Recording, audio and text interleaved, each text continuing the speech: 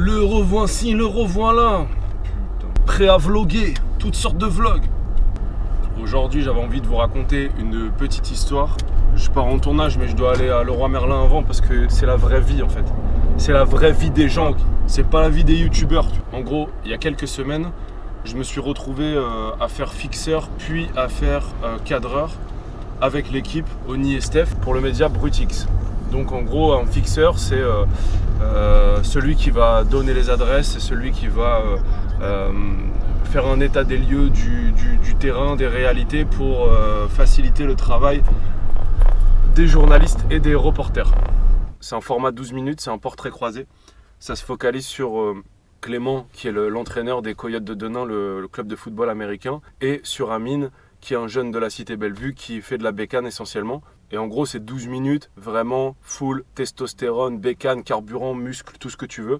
Et je trouve que c'est important de montrer en fait ce qui s'est passé juste après et pendant le reportage, parce que ça compte tout autant d'après moi, et ça raconte un Denain différent de ce qu'on voit dans les images du 12 minutes. Ils ont choisi de projeter le documentaire dans la cité, donc le projeter dans le City Stade. En plus, ils ont vraiment fait un truc qu'on rêve de faire depuis des mois avec l'équipe de Losange Nord, c'est vraiment utiliser les City Stades comme des cinémas plein air en mettant la toile dans le but et en faire des ciné plein air. Donc les City Stades, je sais plus comment ça s'appelle dans les autres régions de France, mais c'est les petits stades urbains en bitume quoi. Et en gros, ce qui s'est passé dans le City Stade, ça a eu des conséquences positives pour d'autres gens.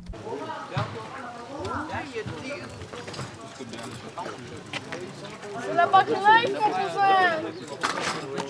Arrête aussi. T'es avec Bilal? Bilal, il est parti avec Koda vite fait chercher des cigarettes. Moi, je vais à la laverie à demain.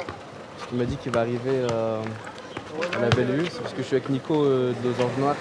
Il va venir faire le après. Le après? Ouais, le après de ce qu'on a fait vendredi, entre guillemets. Ah, Je lui mets tout ça. Bah, vas-y, c'est tout, j'arrive.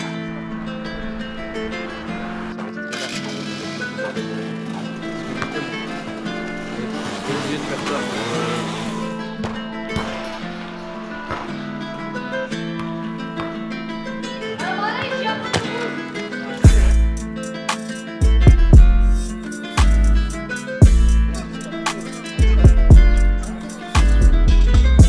Au départ, en fait, c'est parti d'un truc simple.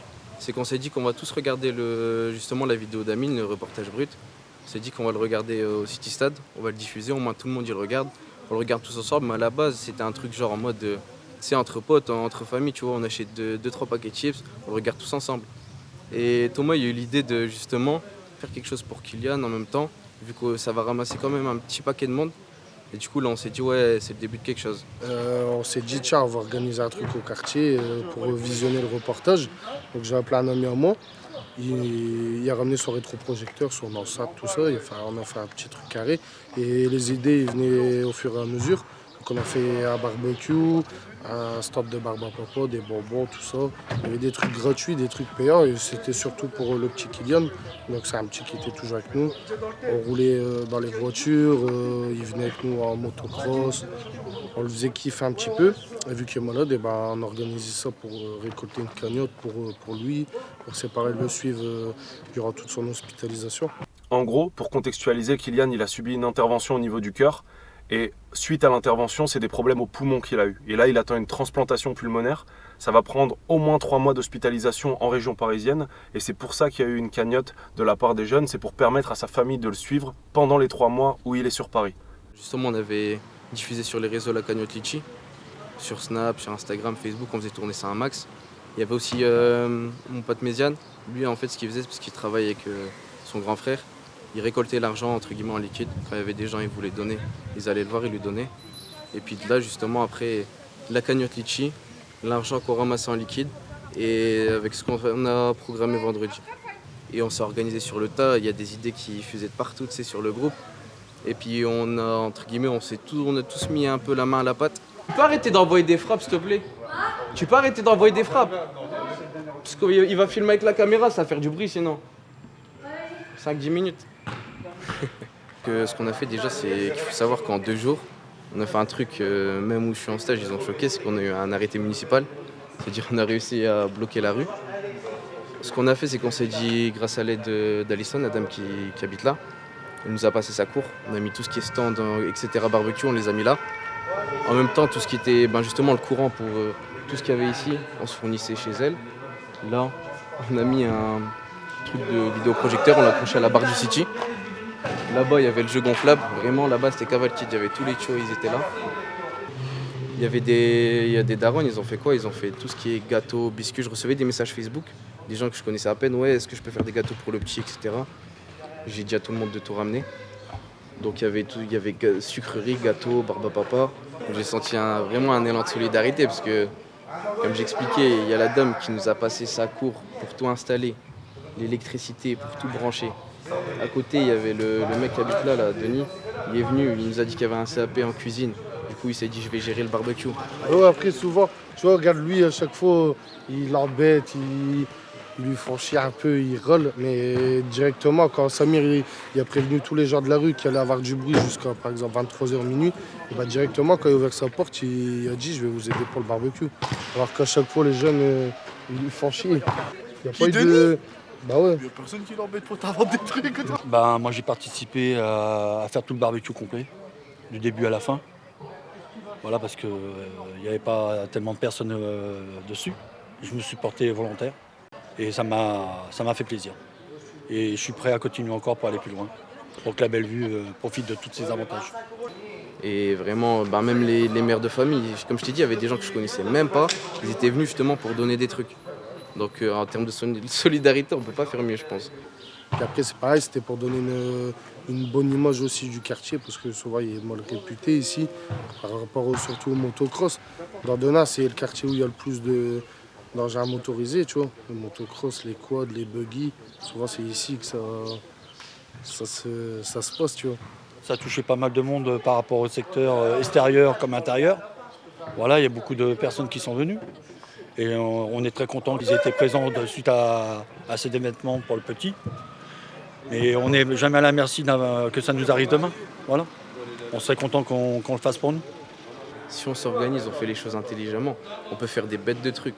Genre vraiment, on a organisé un truc de malade. Et en mode, on est une bande de potes, une bande de jeunes. Il y a beaucoup de gens, justement, ils nous voient comme des incapables. Mais on leur a prouvé le contraire, les gens ils étaient choqués. On a récolté approximativement 3 000 €.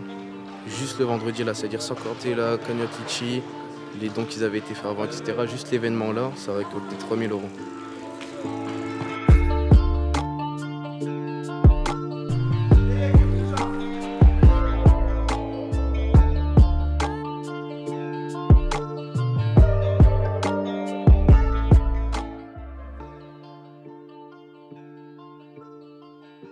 Vous savez très bien que je suis très attaché à la ville, moi j'y suis né, toute la famille de mon père vient de là. C'est un sujet de prédilection que j'ai en photo et en vidéo et c'est quelque chose que je prends pas à la légère. Et pour moi en fait je trouve important de regarder la ville sous plusieurs angles et pas constamment que sous le prisme de la pauvreté, comme si la pauvreté c'était une espèce de spectre incompréhensible qui fait que tu nais donésien et tu nais pauvre. En fait la pauvreté avant tout c'est des indices, la pauvreté c'est des statistiques, surtout la pauvreté en fait c'est des conséquences et je trouve que l'histoire qui amène à ces conséquences, elle est tout aussi intéressante que les faits en eux-mêmes. Donc c'est super intéressant de comprendre comment une ville-usine qui n'a plus d'usine se reconstruit, comment une ville ouvrière où il n'y a plus d'ouvriers essaie de retrouver aussi une forme d'identité. Je trouve que c'est des sujets super intéressants et c'est compliqué de les aborder quand en gros la pauvreté devient juste une réalité intrinsèque.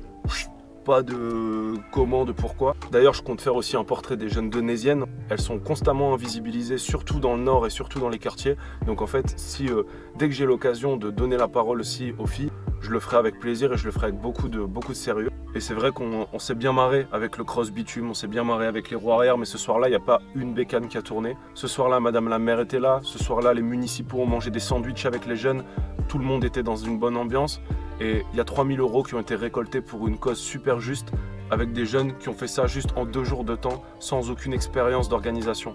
Et en fait, tout bêtement, c'est ça aussi Denain, et je trouvais important de le dire.